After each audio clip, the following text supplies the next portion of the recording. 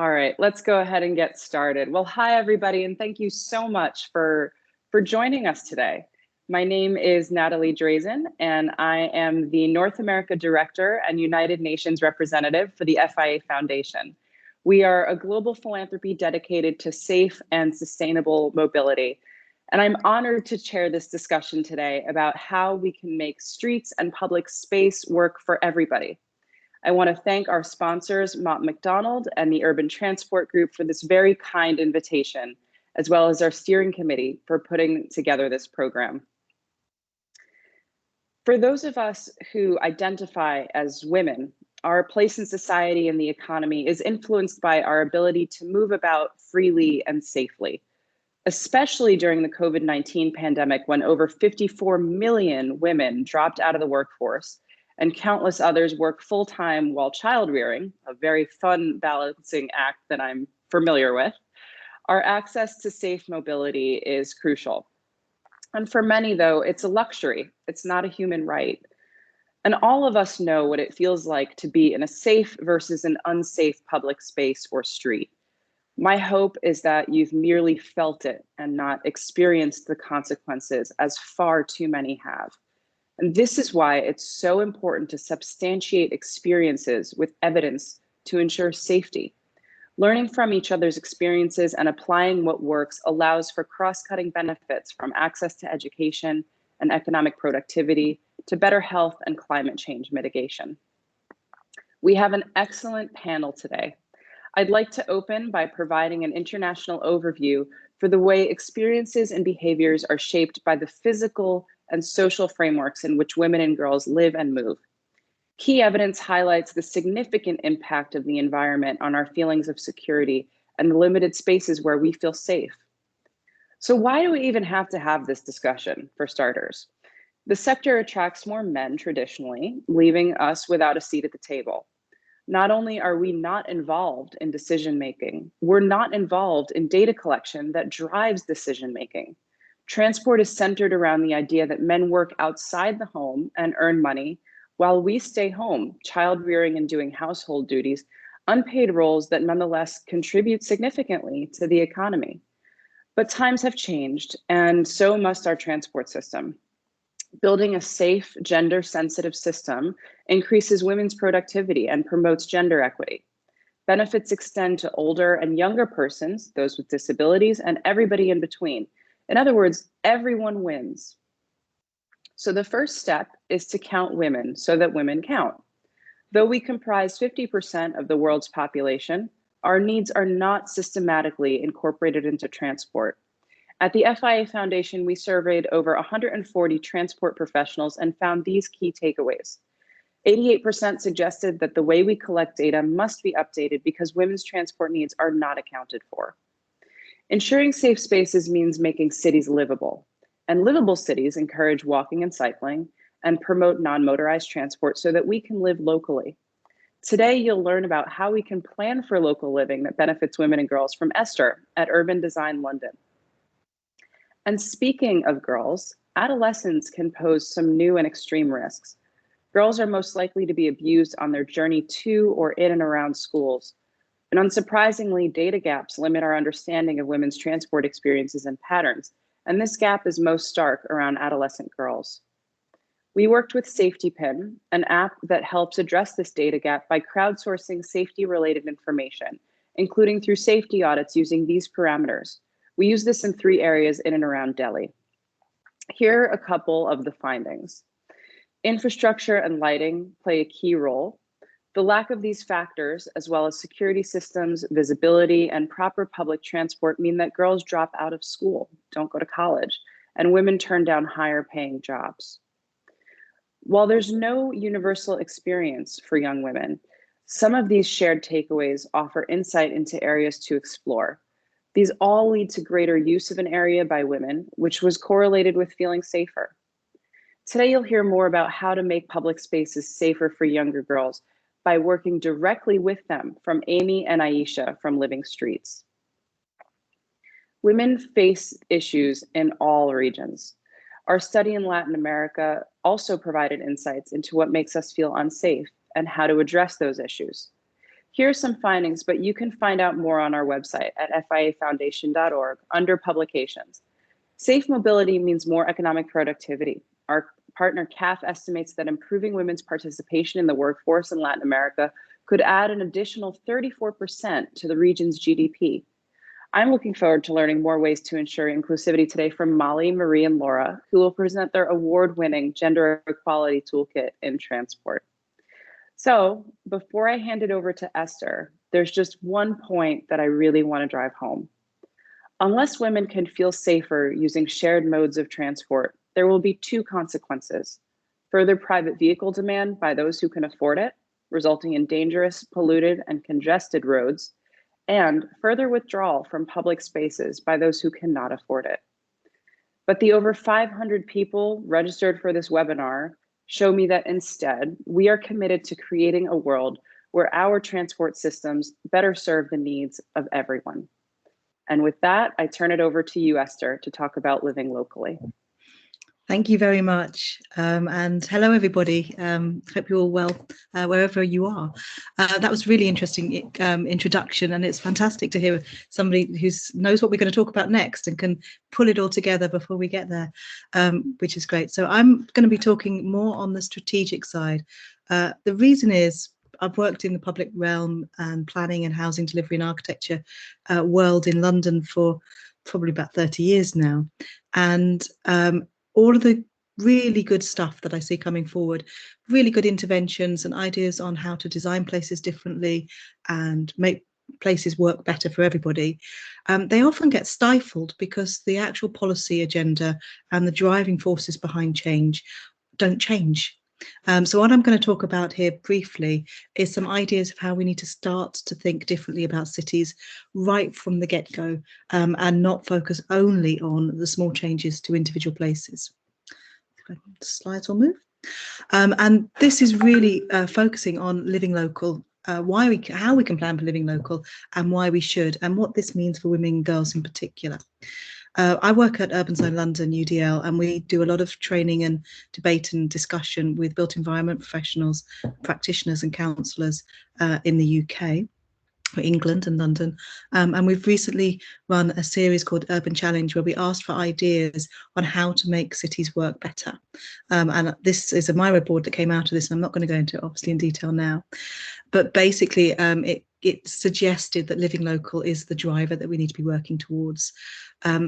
If we think about how policies affect cities in the UK, and I think in America as well, we go back about 20 odd years, we had in America called New Urbanism, and in the UK, the Urban Renaissance, which was a compact city approach to understanding and using urban areas. And it's really based on the idea that you build more where there's a transport hub, because more people can then get to that area or go from that area to somewhere else to do things. It's all about getting somewhere else. It's not about using that place particularly. And it was, as already been said, it's very much about the kind of 20th century concept of commuting, which maybe relates to a male view of the world and a way of working and accessing things.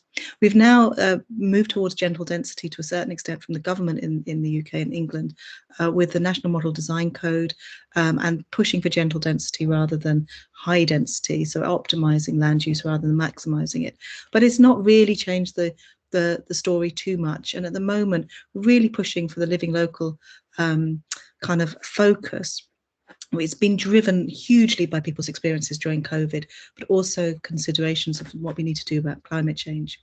And really living local, to achieve living local, it means we need to aim and actually plan for and have policy that drives for less travel. That's a really difficult thing for the transport industry to actually take on board. It doesn't mean to say less miles travelled. It just means, sorry, less journeys. It just means less miles travelled. It could be more journeys, but shorter journeys, which are then easier for women and girls potentially to do an active travel to take a bigger role. We also need to rebalance the city so that activity levels are more spread evenly across areas, and it's not this kind of super superheated, macho, on steroids central business districts where everyone's trying to get to in crowded and expensive conditions, while suburbs and other areas where people are living day to day are a bit dead. And we need to build our buildings to be much more flexible and not trying to say that is a house and that is an office or whatever, and actually be more realistic about that. What that probably means for women and girls is we need, it's leading to things we've already know that we need, which is safe and convenient travel, a feeling of belonging and being supported in the city, not being isolated or anonymous, which really the local living agenda can help to provide, and the practicality and adaptability of buildings, which is really part of less travel, so you can do more things at home. Many of us live in areas which it looks like all the buildings are houses or flats, or they're all homes, but actually there's tons of people teaching and learning and making and doing and chiropody and hairdressing and curtain production and whatever else going on in there. It's just not supported and it's invisible. How do we get to these, living local agenda? Well, I'm going to just very briefly touch on three potential sort of ideas behind it. One is thinking about time. Next is about ped shares, and I'll explain what that is. And similarly, the Polycentric City, which is about pulling everything together. So the multi-time city, you've probably heard lots of people talking about 20-minute city or 15-minute city, about being able to get to everything you need within that time scale. But actually, I'm suggesting here that we need three different, we can't just build cities which only work at that neighbourhood scale. But the home circle, the stuff within 5-10 minutes of your home is absolutely vital, particularly probably for women and girls, because it's where you interact with your immediate neighbours. It's the things that you do every day. And if that area is unsafe or unwelcoming, or you don't feel you belong there, or you have a right to get what you need out of that area, then you are going to be disadvantaged. Similarly, our cities still need the city life. They still need the things that people will travel longer to get to, but maybe doing that less often. If we think about that in terms of travel, we use different modes, or different modes can work better at these different spatial distances. So when we're talking about getting more under the 15 minutes, not just the 15 minutes, but under that, then where walking and free travel can be particularly useful. But we need the numbers going into the key landmark destinations of higher density city centres. This is a picture up here of Birmingham Library, to make public transport for that type of destination work. And if you put all of that together, and I'm rushing through this here in a moment, but if you put all of that together and think about this time element of a city in its spatial and time dimension, alongside the way that we manage the city, the different professions and organisations and drivers there, the way things are funded, and the things we use a city for, they all interlink. And this is a kind of little jigsaw of all the different things that we need to make a city work. From the, if you look at the second row up in the middle, the people who've got a communal garden and growing patch that a few homes are using together, and right down to getting your deliveries and your uses on the right outside your front door. And I'm just very briefly touch on ped sheds, really because it's an example of questioning established practices. And I think we need to do this to really get under the skin of inclusion and the needs of women and girls in particular. So the ped shed is like a watershed. It's like how a town centre or a service centre works. And it relies on how well the routes are connected together, where the destinations people need to get to are, whether they're spread out or sitting together in a nice, as you know, you can use more than one thing at a time, and the quality of the experience, the quality of the public space, which I'm not going to touch on here because I know others will afterwards. Now, in our industry, in our transport planning and planning industry, we use a thing called these 800-metre circles. They're as the crow flies circles from the centre of a town centre, and we say that everything in that circle basically is equal, and everyone who's inside that circle can walk or cycle to get to things, and that's fine, their lives sorted. But we know in reality that as the foot falls, that shape is totally different, and it relies on the intricacy of the movement network. But it's also, so, you know, it looks like that. But actually, for some people, that ped shed, as it were, gets smaller and smaller and smaller. For example, where these X's are, maybe things like somewhere which is you have to go through a nasty and potentially dangerous hedge and go down a slope, or it may be you're pushing a wheelchair, you know, a buggy, or using a wheelchair and the pavement is blocked, or you may feel really unsafe going under somewhere under an underpass or a bridge where there's lack of lighting. So those ped sheds get smaller and smaller for different groups of people. And that means that people within that area are isolated and they can't get to the facilities they need to. So a strategy that tries to unblock those barriers, particularly people who may be feeling more vulnerable or have less time, or are having to carry stuff and push children, and etc., then we need to be having a strategy that actually aims to make these areas bigger, look for the barriers and deliver that, and remove them. That's not something we do at the moment in terms of neighbourhood understanding or planning. And lastly, very briefly, the polycentric city, it sounds really scary, but it's not. It's kind of, you look at an existing, most mature cities are built on have developed over time on a commuting model where they have radial transport links. And the bits where these meet, the most accessible parts of that city are where we have the central areas, and then everything else is kind of left to its own devices to a certain extent. We put the higher density and the mixed use in those green areas which are well linked, and we kind of in the past have been forgetting about all those yellow areas. That's the dormitories. People sort that out by themselves. So that's the compact city approach, or a centralised city approach. But with local living and a polycentric city, we're trying to make the most of all of the areas that people are using by introducing better connections that maybe not are heavy in high expenditure, big sort of rail lines or very expensive trams or things like that, but actually small interventions that mean that the links are more accessible and cheaper to use as well, such as better walking and cycling routes, just unpicking some of the problems that I showed in that ped shed example. And when we look at bringing all of this together, where we have cities that have multi-use neighbourhoods, I haven't talked about buildings here because we're only talking for 10 minutes, but it's another really interesting area of it. But where we look at having these multi-use areas with lots of different things within them that people can use on a day-to-day basis, those things at that 1 minute to 15 minute, but it's not just 15 minutes, it's all of the stuff within that time scale that people can use every day. Less people using it, but using it more often. But we still need the larger centres, which more people use, but less often. And we include flexibility in the buildings and aim for that less travel, less miles travelled, shorter journeys.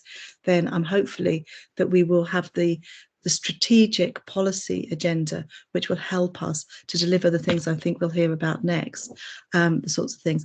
And we will be able to create more inclusive cities that work better for everyone, in particular those at disadvantaged at the moment, including women and girls.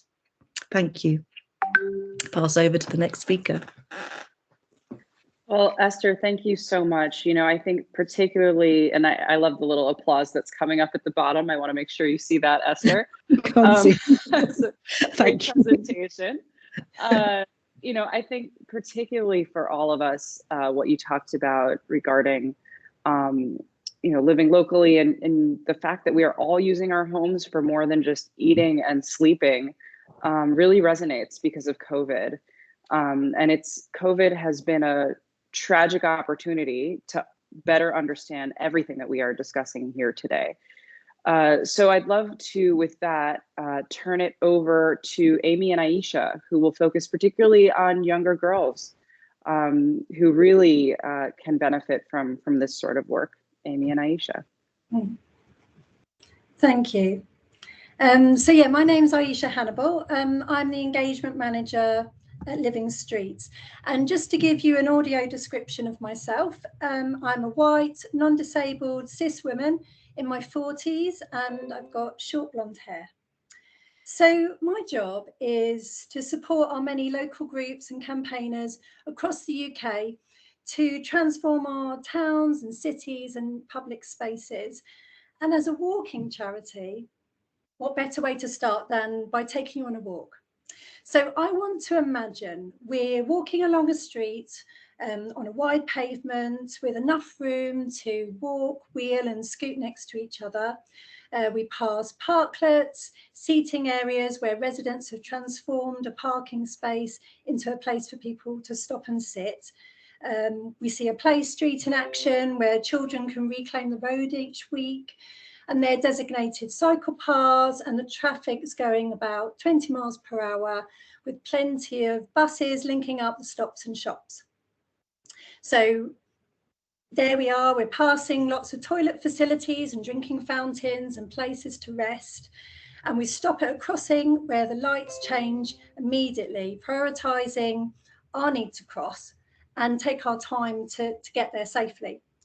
So we turn into the local park with its wide entrances and exits and fully accessible interlinked routes prioritising disabled people.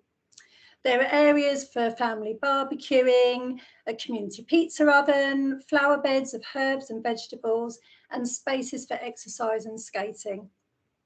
But there are also informal places for dancing, hanging out and playing. We see there's some undercover seating that has tables with charging points and Wi-Fi so that we can watch a film, do homework or play music.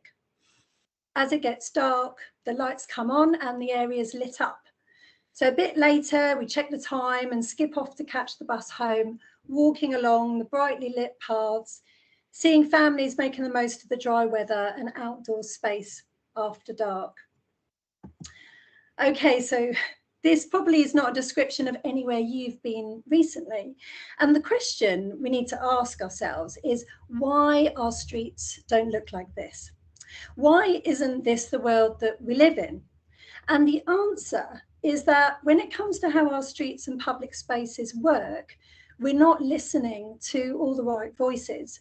You know, the walk I just described was based on the needs and aspirations of a group of teenage girls and non-binary young people involved in our Voice Our Streets project that we ran. We wanted to hear what needed to change to meet their needs to stay healthy, to socialise and to navigate around their local area. But more than that, to feel like they belonged in the public realm. And we also wanted to change the conversation from one on personal safety being the problem and talk about how people are made vulnerable by being excluded from the design, planning and engagement process. To switch the focus from the individual to the systemic and structural issues. I mean, the dominant narrative needs to be one of reducing harm. But more importantly, how can we dismantle all that excludes the voices of women and girls and the further intersections many of them face in the first place? So often we operate in spaces where exclusion is the design template, you know, where the predominant male bias to white-centric norms are the default, with gender and racial identity going as unseen as the privileges it affords people. Already we know that teenage girls adapt their behaviour to enhance their safety when walking, whether that's staying in when they want to go out or changing the way they get to and from places. And these adaptations demonstrate how little the public realm reflects their needs. There we go. Next slide. So in our Voice Our Streets project, we wanted to do three things. We wanted to engage with teenage girls and non-binary young people to ask about their experience of belonging in the public realm. We wanted to imagine together the multiple routes to effect change and provide a blueprint of mutual exchange that could be used across the UK in lots of different towns and cities and rural spaces. With projects such as this, at Living Streets, we want to hold the tension between calling for inclusive streets that are responsive to the needs of teenage girls while acknowledging that there is work to do to dismantle the hierarchies entrenched in maintaining things exactly as they are. So just take a moment right now to consider how you can use your own privilege to co-create a space where underrepresented voices can call for what they want and need as individuals and members of wider communities. And ultimately, how you can ensure that there's enough bend and flex in our ways of working to respond to change when it is suggested. So I'm going to pass now to Amy to lead us through this project that she initiated and hosted in her local Living Streets group. Thank you. So my name, is Amy Foster, and I'm a teacher and volunteer with Croydon Living Streets group. Very briefly, I'd like us to imagine what gender inequality means when we're talking about teenagers and our civic spaces. Can you imagine spending all of your free time at home in your bedroom, as that's one of the only places you feel safe? Or could you imagine how it would feel if the only place you felt able to be yourself with your friends was at school? Or feeling like you can never go out because there's nowhere to go, no one to go with, and people are scared of you? These are all things we heard from the teenagers we worked with this summer in Our Voice, Our Streets. These are the real life consequences of a transport and planning system which marginalises many identities. And of course, we all want better. We want the well-lit parks and peaceful, safe walking routes that Aisha describes, for ourselves and for the young people in our communities. We believe the way to get there is by changing how decision makers engage with communities, particularly those who are marginalised. So I'm going to speak about 3 key strands to the project and how they would enable us to make that change. These are decision making alongside our communities, collaborating with communities, and strengthening communities. And these subheadings are all based upon the local trust community paradigm model. So firstly, community decision making. We started with a question. We'd seen the work of groups such as Make Space for Girls, who highlight that girls' needs are often overlooked in funding and planning decisions. We wanted to know if, and indeed how, teenage girls in Croydon were being similarly marginalised in our decision-making processes. This meant we had to go into the workshop without quite knowing our outcomes, and instead focus on how we would best listen and learn from participants' lived experiences. We were also investigating the gender authority gap in practice. From my work as a teacher, I know that a pervasive stereotype is that girls are compliant, well-behaved, and often need less physical activity than boys. We wanted to know how our urban spaces may be further reinforcing those stereotypes and gendered behaviours which could have a harmful effect on mental and physical well-being. Aisha and I are white women, and we started by recognising this privilege and considering how we would ensure we were not further marginalising minority voices.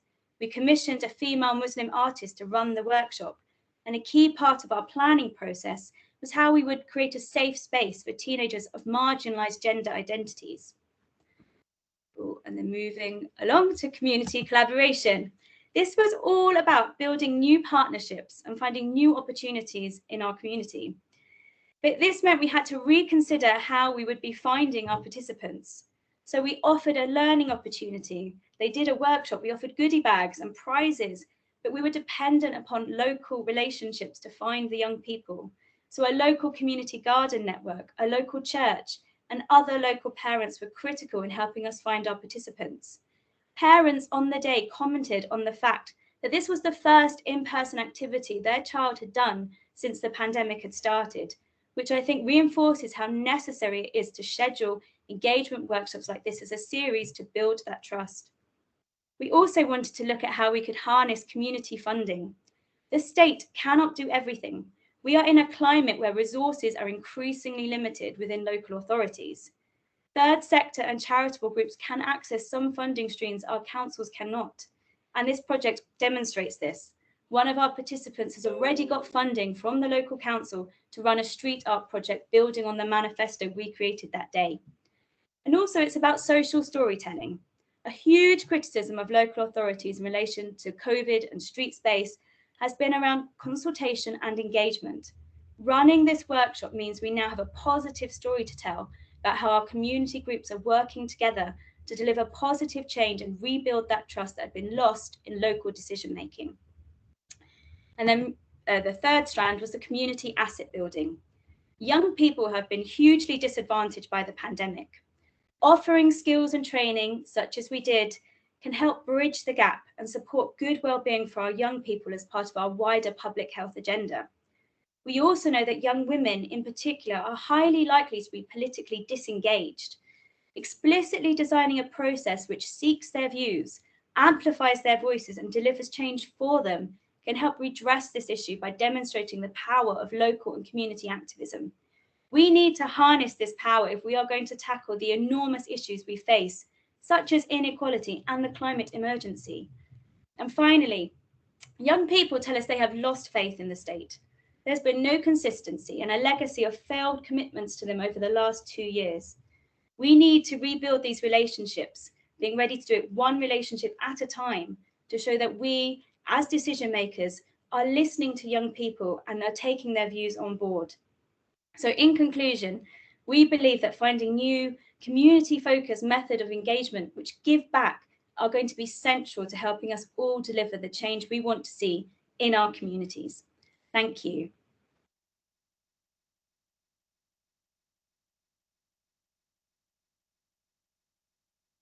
Wonderful. Thank you so much, Amy and Aisha. I found that really helpful to better understand ways to change how decision makers engage with communities, particularly those who are marginalized.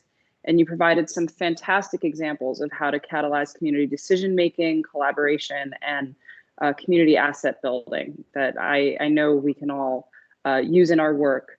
So fundamentally, this is really about ensuring inclusivity, right? And I'm excited to learn more from Molly, Laura, and Marie about how we can ensure inclusivity through their award-winning toolkit. I turn it to you. Brilliant, thanks Natalie. Hi everyone, I'm Molly Hoggard. I'm speaking today alongside Marie Godward and Laura Brooks. We're going to talk to you about our gender equality toolkit in transport, or the Get It, that we created earlier in the year with funding and support from the Future Transport Visions Group. So we made the toolkit to encourage transport professionals to better incorporate gender mainstreaming into their day-to-day work. And we believe that if we do this earlier and more frequently in all aspects of transport, then we'll be able to make streets and public spaces safer for everyone, which is of course the theme of today's session. For a bit of background context, this is a piece of work that we did in our own time with funding and support from the Future Transport Visions Group and the Rhys Jeffreys Road Fund. The FTVG is run annually as a competition to incentivise early career professionals to come together and create a product or a poster or presentation that responds to the challenges and opportunities that's going on within the transport industry. It's a really cool initiative. It brought the three of us together and we'd really recommend getting involved in future years. And you don't have to be a transport planner. So why did we make the toolkit can be summarised into 3 main points. We firstly found that there's actually little evidence as to what the barriers are to gender mainstreaming and what's preventing it from being included within the transport industry to achieve gender equality. And we wanted to find these barriers to really structure and shape the guidance that we presented. We also found that there's actually limited research that specifically goes out and includes the insights and thoughts of transport professionals. And that's one of the reasons why we did a survey. And then thirdly, we found that there's little UK-based guidance on how to incorporate gender mainstreaming into transport. Whereas in contrast, other countries such as Sweden and places such as Vienna, they do this quite well and are quite advanced in incorporating gender mainstreaming. So there's that gap there for the UK to do better.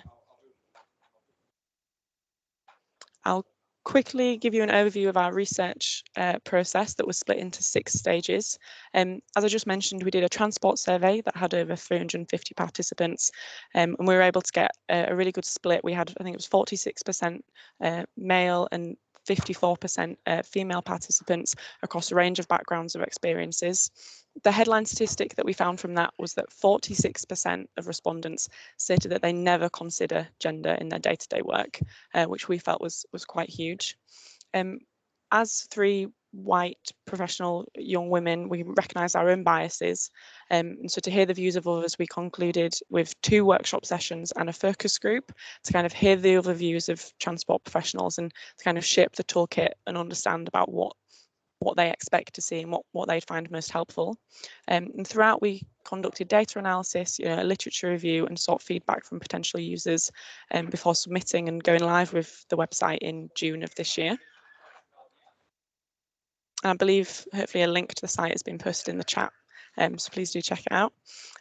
Our vision with this toolkit is to inform transport professionals that the work that they do and the decisions that they make every day really do impact women's mobility. And so we want to encourage them to be gender responsive to ultimately, of course, create more inclusive transport systems. Working together to achieve this vision and giving gender that greater consideration when planning transport projects and policies will really help to create the safer transport environments and places that we're talking about today. I'll now pass over to Laura, who will carry on talking a bit more about the toolkit. So we appreciate that when people hear the phrase toolkit, they may associate this with spreadsheets or a scoring criteria, which outputs a quantifiable answer. However, what we have created with the Get It is an online platform which hosts a supportive toolkit filled with a whole range of guidance and recommendations. Today, we will briefly speak about those recommendations that we believe can be used to better design for women's mobility needs to enhance feelings of safety and reduce risks of harassment. So this graphic is a summary of the main points from each of our 8 areas of focus and is something that we have been sharing on social media to generate interest and to spread awareness of the toolkit, ongoing conversations and work that is taking place in the sector. So we found through our survey and the conversations that we held that not everyone in the sector believes gender inequality is an issue of concern. So therefore, our first aim of the toolkit is to inform the industry and explain why gender needs to be a key consideration in our day-to-day work. Our second aim is to provide support by presenting clear steps and actions that can be taken to support gender mainstreaming and encourage gender responsive actions.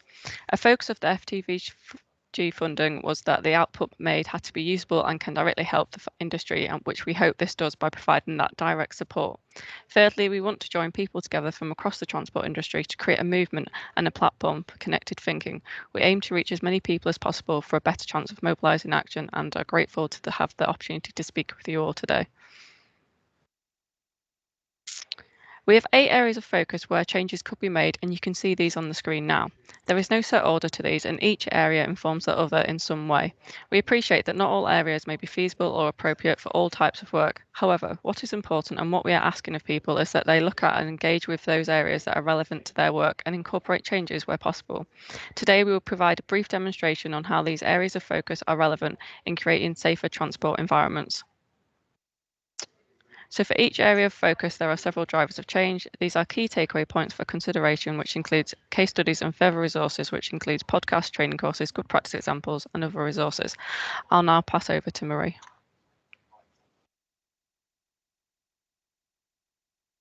Great, thank you, Laura. So as mentioned just now, this slide will cover how the toolkit's areas of focus, drivers for change and case studies can be used to inform better safety considerations when planning and designing a transport project or policy. So on our educational and awareness page, we talk about adopting an intersectional lens. Ultimately, we cannot solve our problems with the same thinking we used when we created them. And by adopting an intersectional lens when considering safety, it allows us to recognise and understand that women are not a homogenous group, and that different inequalities are interlinked and will therefore impact upon perceptions of safety differently. Intersectionality is the acknowledgement that everyone has their own unique experiences of discrimination and disadvantage because of our own unique social identities, and that we must consider everything and anything that can marginalise people. Otherwise, these inequalities will be continually perpetuated. And in this specific context, they will be perpetuated within our built environments. Engagement is a fundamental component when designing transport policy or projects to make sure that it meets the needs of all users. Focusing on discovering the lived experience of users rather than making assumptions will mean that unique solutions and opportunities will arise. For example, the rise in online engagement platforms has helped to ensure public engagement reaches a wider audience, allowing citizens to raise concerns and have their voices heard on a different medium, with the ability to pinpoint these concerns to specific locations. So one recent example of this is the Your Ground project in Victoria, Australia, which has been carried out by XYX Lab at Monash University and CrowdSpot. The Your Ground social research project was specifically aimed at engaging with women and gender diverse people using digital mapping. Digital mapping was used to anonymously record participants' lived experiences and perceptions of safety when exercising and doing recreational activities in Victoria's open spaces. The geotag data collected, which recorded individual perceptions of spaces and lived experiences, will be used to build awareness of safety issues and prioritise the needs of women and gender diverse people in strategy and budgets. Whilst each geographic area will have its own unique issues surrounding safety, we can learn a lot from pioneering studies such as the one just discussed and sharing of best practice. Our Empowering Industry page outlines how the transport industry needs to better represent the people that it mobilises. Collaborating and engaging with women's groups in the industry will help to support and empower women in their careers. An example of this is how Transport for London engaged with women's safety groups when launching their recent campaign alongside the British Transport Police and the Rail Delivery Group to tackle sexual harassment on the transport network. The campaign highlights various forms of unwanted sexual behaviour that can take place on public transport and aims to send a strong message to offenders that sexual harassment is not tolerated on TfL services. By engaging with women's groups specifically, this has helped to ensure that the TfL campaign considers the needs and concerns which the groups themselves work to address. Data is utilised in practically all transport projects and can be an incredibly powerful way to better understand and respond to the issue of safety in both the pre and post design processes. By understanding attitude and perception surveys, data can be valuable in identifying areas of concern and understanding how schemes are perceived, which can be different to how they were intended. An example of this is research undertaken by the Rail Delivery Group into understanding the issue of unwanted sexual behaviour on the UK train network. As part of this work, they carried out both quantitative and qualitative survey methods to understand the first-hand experience of rail users. They use attitude and perception surveys to identify areas of concern surrounding unwanted sexual behaviours. Next slide, please, Molly. So we'd like to reiterate that the Toolkit is an evolving platform of work that we update continually with information and sources. So please do get in touch with us and we really welcome any feedback and ideas, as we want this to be a platform for connected thinking that everyone can benefit from. And if anyone attending has any case studies that they'd like to submit or any resources that they think would be a good fit, please do also let us know. We've only briefly touched on some of our recommendations today in this quick overview, but if you'd like to find out more, please get in touch. And thank you for your time, and pass back to Natalie. Thanks. Well, thank you so much, Molly, Laura, and Marie.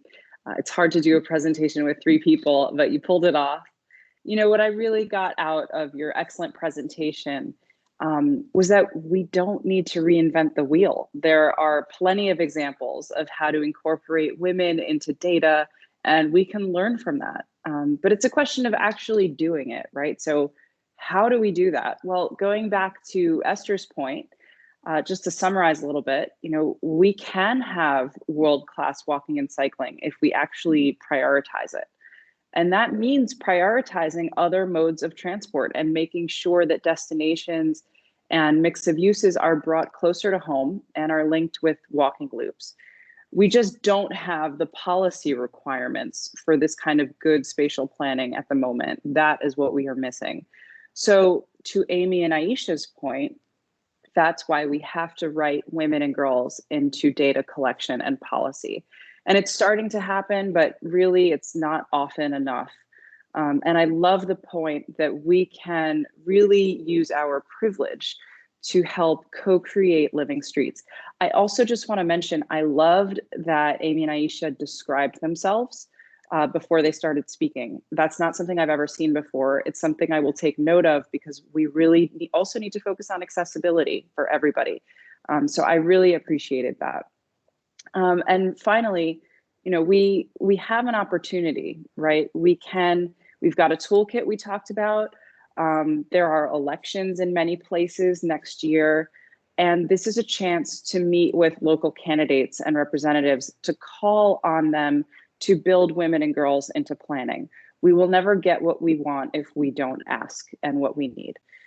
So this is a chance that we need to take advantage of.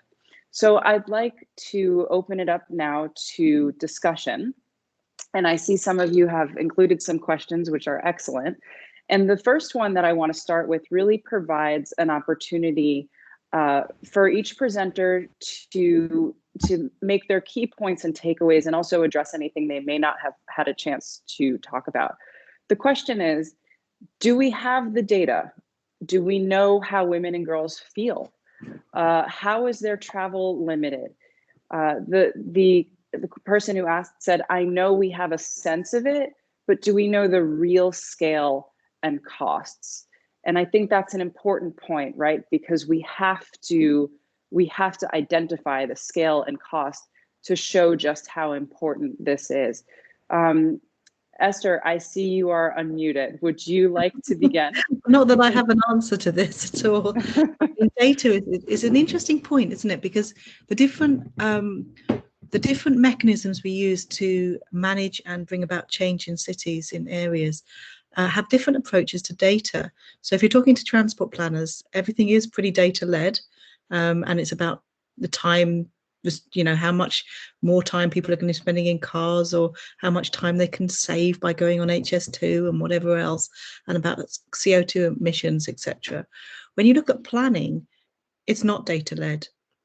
There's much less data involved. It's more a sort of policy initiatives and political wish-led, and you know, that is totally different. And actually, the two tend to clash a lot.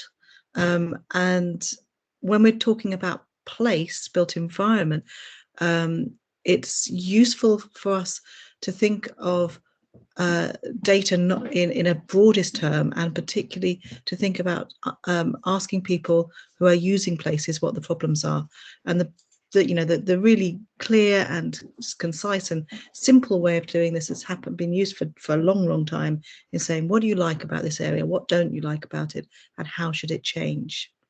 And having those open types of questions, you then start to gather in information which is about real life experiences, which could mean understanding why a certain route is not used because it's not well lit, or the gate's not safe, or whatever it happens to be at the very prosaic level. Or it might be about people feeling, well, I just don't belong here. I don't feel that this place recognises me as a member of this community. That's the kind of data that I think in the planning world, and I'm coming from that side, can really help to steer the objectives for change. Whereas the transport planners are more likely to want to know a bit more about data, about number-based data. And I think they can hide behind it. I'm sure there's lots of transport planners on here, I'm sorry, but sometimes they hide behind it. And risk assessments as well, safety audits, things like that.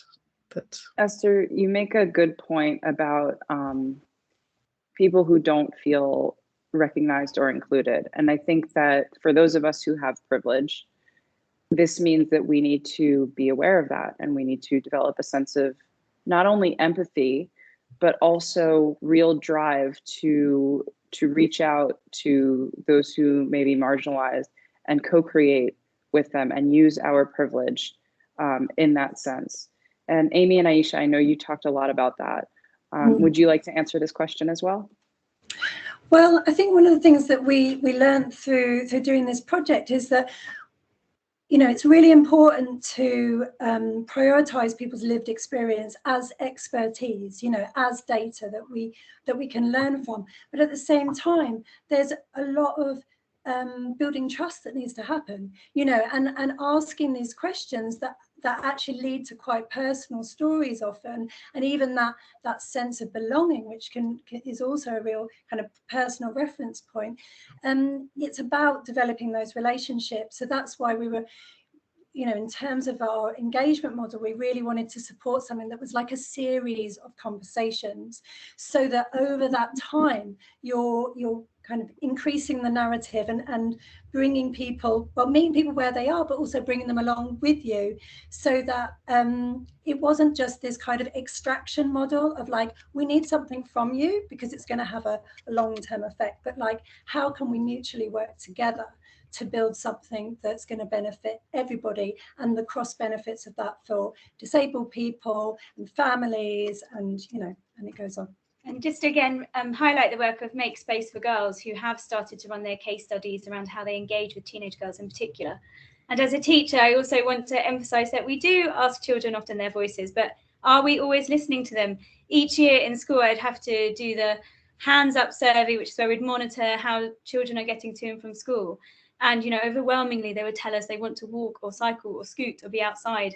And yet, are we acting on this? So I think it is perhaps we've got like a slight, like, we're not always clearly seeing what we have already and really demonstrating that we are trustworthy and we are listening and we are acting. Absolutely. I think that that's a great point, particularly about children. And our next question, we'll get to that too. But in the meantime, Molly, Marie, and Laura, did you have anything you'd like to add here? I think definitely, of course, the data is ridiculously important and about gathering those real life experiences and understanding how people are perceived. We've already touched on a few examples, such as I think Natalie mentioned the safety pin in America. Marie mentioned about the Australian app.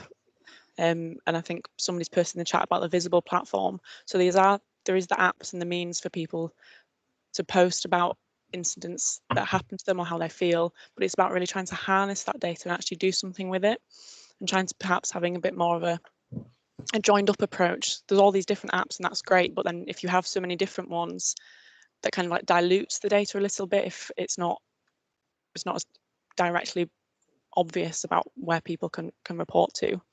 And again, as great as those apps are on collecting the data, it's also a slightly kind of depressing thought that somebody would have to download an app to report about an incident that's, you know, obviously not positive. So it's maybe trying to embed that elsewhere in other ways as well, instead of perhaps just relying on these apps and having other streams of technology too. I think that's a great point. We need to get to a place where it's not victim-led, right? Yeah. Where it's not on women and girls to have to take action and report, but rather where we are truly building them into data collection and planning, so that doesn't happen. Now, I want to go back to Amy. You touched upon this, but someone asked the question. Hackney Council has approved a child-friendly places policy. It's a supplementary planning document. Does the panel know of any other policy mandates? And that's a great question. I want to take a moment to give my own perspective. I also just want to say, if you're in the chat, please ask questions. I'm not going to be calling on people, so if you raise your hand, unfortunately, I won't call on you, but you can please type your question into the chat, and that is how we will see it. I want to make sure that everybody has a chance to ask their question. So, you know, to this question about child-friendly policies, to Esther's point earlier, local living really means making it safe to walk and cycle. And in our work at the FIA Foundation, we focus particularly on the power of low speeds to do that. Now, when it comes to children, the WHO says that 30 kilometers an hour max is what we need to keep children safe, particularly around school areas, but really everywhere in cities and in urban areas where vulnerable road users and vehicles mix. It's not just about children, it's about everybody. And there's examples all over the world at all income levels of places that have done this. Paris is a great one. They've mandated this everywhere. I do want to direct you to our website, childhealthinitiative.org, that has fantastic examples of places around the world that have done this through what we call the speed vaccine. It's the one thing that you can do to protect kids from road traffic injuries and make it safe for them to walk and cycle and live locally. So that's my 2 cents, but I would love to open it up to our panel as well. Who would like to go first? I can Esther, add sure. two things that people might like to look at. One is the NACTO guide for, I think it's on children. Is it just on children, or it's children and women? I'm not 100% sure, but it's really good. Can't remember exactly the name of it, but I can find it, put in the chat. But It's Streets for Kids. And kids. thank you, Esther. We supported that, so thanks for the plug. It's really good, and it's really practical, and it works everywhere. And the other thing I would put, I know Sam Monk is in the chat and putting stuff. He's a great advocate of all of this in TfL, and manages a lot of the changes to London's borough streets from TfL side. But I would just throw up the school streets and the play streets work that has been done, and Living Street's been involved in this as well. But particularly the new guidance on school streets and the real drive through COVID, taking the COVID opportunities to really drive forward hundreds of school streets in London. And although some of the low traffic neighbourhood stuff, I believe, is more controversial because it has disadvantages for some people who want to drive everywhere, even though it's got advantages for others and things happen quickly. The school streets of adaptable, flexible rethink of the way space outside schools is used, with a staged approach which could in the first instance just be about more space for social distancing outside the schools, but could over time lead to outdoor classrooms and a total rethink of that public realm around schools, has massive potential benefits. And I think TfL and the London boroughs did a great job in grabbing the opportunity that a horrible thing like a pandemic brought about to deliver enough change, enough school streets to probably start to make people think differently, more generally about what the public realm is always for.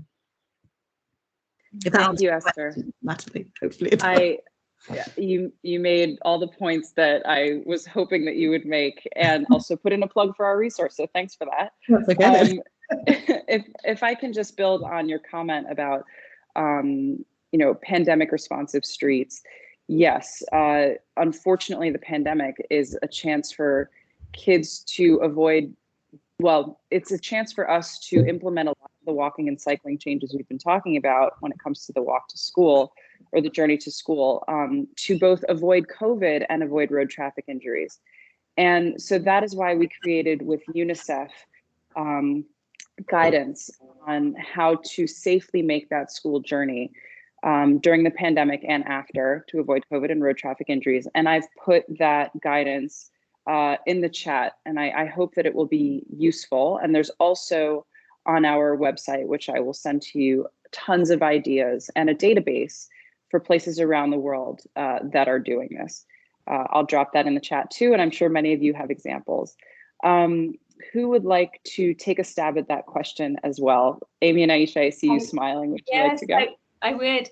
So yeah, coming back to the idea of the policy drivers, I do think it's really important that we're attending events like this, so we are hearing about best practice both in the UK and globally.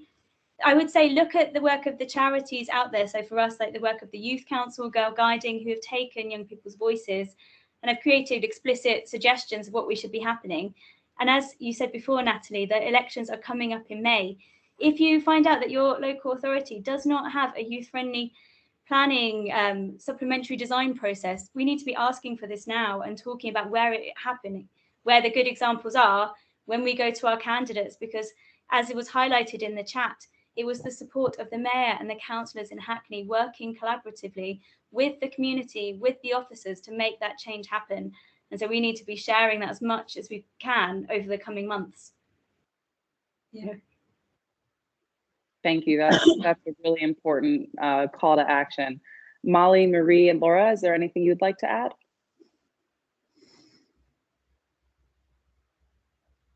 I don't think we have anything on the toolkit from a UK perspective, but we do have case studies of where gender mainstreaming has been adopted into policy from Sweden, Vienna, and Victoria in Australia. And we definitely recommend looking at how they have incorporated gender mainstreaming into their policy and kind of thinking of ways in which it can be applied in our own countries and in our own kind of at a more local level as well. But there's some really good case studies on the website, and we'd just direct people to our to our policy page there. Sure. Well, thank you, Marie. And to follow up on that, someone did ask, does the panel know of any projects in which decision-making has been reimagined to take note of data and input from women and girls? I know you just mentioned Sweden and Vienna, for example. Are there any takeaways that you would like to point to in answer to that question? I would say definitely look at the Your Ground Victoria project that has the archive map, and you can see how people have geotagged their concerns and things which they were not their safety concerns. And there's a whole report that's come out of the back of that as to how they're going to take those concerns and apply them into their planning systems going forward. But whilst every city will be different, just looking at the methods which they have employed on that research, we can take away kind of inspiration on how we can capture that data in more collaborative ways going forward in our own cities and countries. Yeah, and just to add to what Marie was saying, it's kind of highlights a really good example of not just the data, but the steps they're then taking because of that, actually turning that into some action is really useful. Any other panelists would like to respond to that? Case example? Well, I mean, the work that Hollaback are doing is really exciting, because I think that in terms of looking at case studies and asking people to share their experiences, but they're also looking at what our collective power is, and that inviting public to intervene in things. They offer training and all kinds of guidance so that we can have, the answer to kind of increased safety is not always more police presence. That can be quite a white-centric view of what safety can look like, and marginalised people often, that isn't the same experience for them in terms of their relationship with the police. So I think this kind of public intervention, it enables us to all think about what can we do. And I like this kind of the top-down process needs to be there and engaging with the people in positions of power, but also that collectively we can do quite a lot, and we can, find out better ways to spot things and to intervene and to increase safety for ourselves and for others. Absolutely. Esther, did you want to add anything? Right, I just wanted to very briefly bring it back to remembering why people travel and use public realm, and keeping that in mind. And although it's tangential, thinking about what land uses, what facilities, what services, what shops, etc. there are, and where they are, and how they operate, I think makes a massive difference to how the public realm works. Because although we do want public realm to work as outdoor living areas, particularly for children, for doorstop play, etc. We do want that. And I was in Elephant Park yesterday. Have done absolutely there that some of the in Southwark, some of the doorstop play and the small park and the use of the public realm as social spaces is fantastic. But we shouldn't forget that public realm is also there to help us get somewhere else, and often that somewhere else is inside a building. So the building designs themselves, where the doors are, that the doors aren't relating to the car park more than they are to other ways to get to it, that they're visible, that they're inclusive, that what goes on inside is inclusive, and that what's going on inside and outside work together very productively, and it's visible and it's engaging how this energy transfers from inside to outside, and how that changes at different times of the day. This is the planning side and the architecture and urban design side of it. But I think if we don't do look at all these things together, then we're kind of trying to work with one arm held behind our back. So kind of a brief, I always think a brief from people who are really interested in transport and equality to people who are really interested in making actually viable building changes and build stuff. And it's really a kind of a very practical brief. And we do have these things, they are written, but they're often forgotten or not applied. I just wanted to briefly bring us back to the reason we're maybe in the public realm or maybe that women and girls need the public realm. It maybe it's connected to something else that they're doing. Mm-hmm. I love your doors example. I think it's a great way to show where data and planning meet, literally walking through the door. And you talked about guides and briefs that exist, but that we don't necessarily use. Now, someone asked, as well as having the data, are appraisal methods and investment guides beginning to respond to the necessary change? And I wonder if that is one of the things that you are talking about that exists, but that isn't necessarily being used. And if you could point to that. Well, one of the big differences, I mean, without looking at the individual guides, one of the big things is that people who are working on the public realm often only look up to the edge of the pavement, the back edge of the pavement.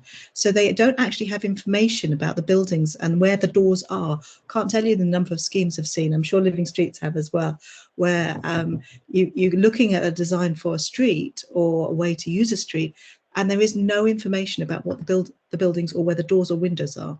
And you say to people, well, where's the desire line for pedestrians? And the designers of the street don't know, because they don't have that information. So when you're talking about data, actually understanding the place and using three-dimensional, fully annotated plans, which include the buildings and people within them, and potentially services, that at the very least will help us to move a little bit further. I won't comment on, there's loads of design guides around, there's loads of documents, but I just make that point. Just use better plans. Yeah, absolutely. Anyone else would like to add to that? Again, I'll just repeat the question. As well as having the data, are appraisal methods and investment guides beginning to respond to the necessary change? If you know of any. Okay. Now, go ahead, Amy and Aisha. I'm so sorry. Well, I was just thinking, something I've been reflecting on is even before we get to the process of delivery is the fact that so many projects are through competitive tendering at the minute. And we're seeing that some local authorities who've got a really good track record, some who've been named today already many times, continue to sort of get the funding to deliver their amazing high quality interventions, and the others that are, haven't got that history are sort of lagging behind. And actually we're sort of we're furthering this gap and this kind of inequality in our built environment in London. And so I suppose another strand on it is how we can better support local authorities or planners, designers to sort of get to the point where across the capital we're seeing a sort of parity of quality of delivery, which isn't there at the minute, and means that if you are a woman or a teenager in some parts of London, it's going to be just significantly less easy or less pleasant to do your daily journeys on foot as it is to being in Hackney or somewhere where it is really considered about. And so it's another sort of point of inquiry, I suppose, for the panel.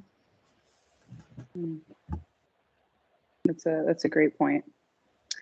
Would anyone else like to add to that? Okay. So there's one question that I think is a great wrap up, and we'll see how long it takes. Maybe we can squeeze in another one, but I want to make sure I get to this one. In the panel's view, what is the next step?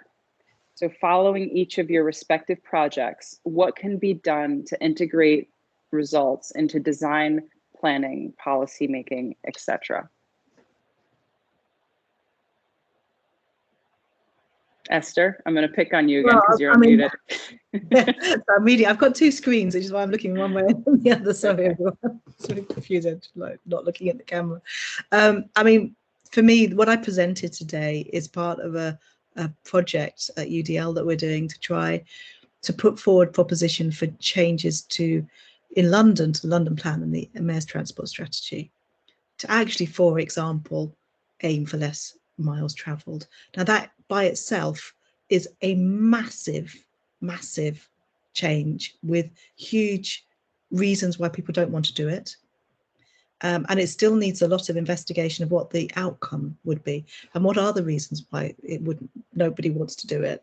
Is partly because the more miles travelled helps fund investment.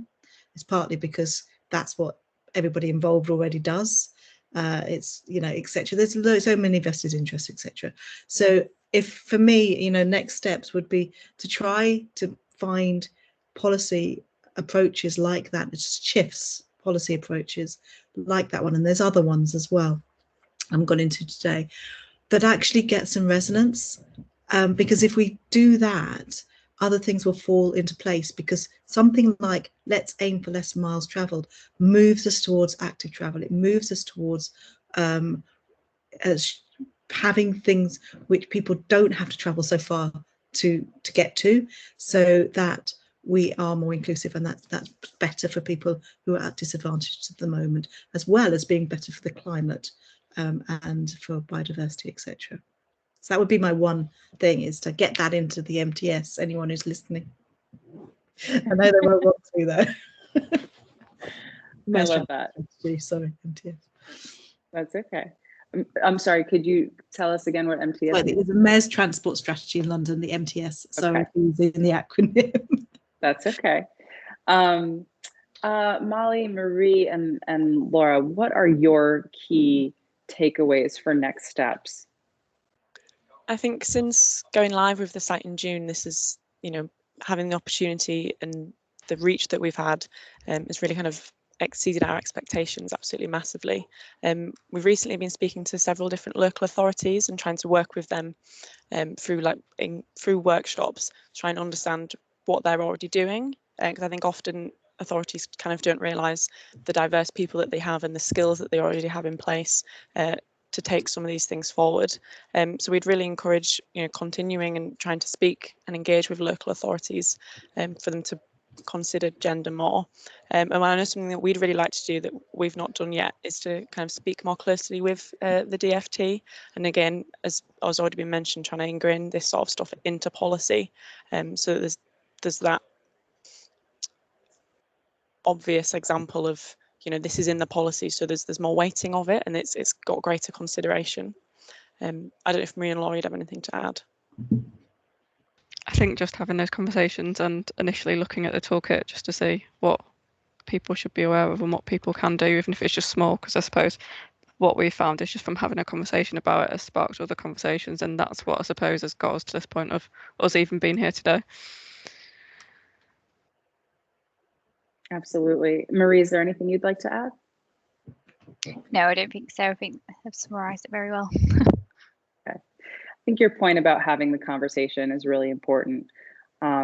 We are still in a place where we need to advocate for ourselves, right? And eventually, if all goes according to plan and everything that we're talking about here actually works and transpires, then we won't need to do that anymore. But for the future that we can see, that is what we need to do. We need to advocate for ourselves, and that's how we make sure that the generations after us maybe one day don't have to do that. So Aisha and Amy, what do you see as the next steps? Well, I suppose in Living Streets, we're looking at how we can you know, run these engagement projects across the UK, because it's all about, for us, kind of building relationships and having those conversations with people. And I think that, you know, we've talked a lot about London, but all across the UK, and including kind of rural settings as well, and small villages, about, you know, looking at how we can prioritise women and teenage girls and non-binary young people in these conversations, so that they feel like we're listening to their voice, that they have a voice, and therefore that some action is going to come from that. And that's why with the project that we talked about today, it was very much about developing a manifesto and then using that to take that to the local authority. So, you know, I agree with the other panelists about how can we use our collective voice to then speak to local authorities and affect change that way. And, you know, as we mentioned, with the elections coming up, and just calling on your local candidates to bring it into their manifesto that we prioritise women and girls in our planning, in our funding, in all parts of design, so that their voices really matter and they're heard. I just really echo the, you know, the political leadership, I think, came up again in the chat. But the fact is that I think, you know, having relationships and conversations at all levels of decision making between communities and anyone who is, has a voice and has privilege to speak out is absolutely what is needed to make sure that we are understanding what needs to happen in our local authorities. Absolutely. So I just want to summarize quickly the key takeaways that I just heard for next steps. Esther, you talked about finding policy approaches that move us towards active travel. I loved your suggestion of moving away from vehicle miles traveled, VMT, to less miles traveled. And you're asked to get that into the mayor's transport strategy in London is one that I will echo. Molly, Marie, and Laura, you talked about advocating for yourself, for ourselves, right? And to Amy and Aisha's point, using privilege that we have to advocate for others too, and advocate for our collective voice. Authorities might even already have the skills to consider gender more, but we have to reach out and catalyze those conversations and use the toolkit that you presented to do that. And Amy and Aisha, you talked about prioritizing women, teenage girls, and also non-binary young people in conversations. I want to emphasize the non-binary part because this isn't just about women and girls, right? It's about everybody. And ensuring that we all have a voice and that something will come of it, not just in cities, but in rural areas too. And what I'm hearing is that together we have, all of us on this call, a collective voice, and we can and we must use it. We have to do this with the elections coming up. We have to do this at all levels of decision making, and we have to ensure that all of our voices matter. So that is my key takeaway from this meeting. We can use our collective voice, and it's a strong one. I want to thank you all so much for joining me today. Thank you to our panelists, to our sponsors and hosts. I have hope from conversations like this, and I thank you all so much for doing what you're doing. Stay safe.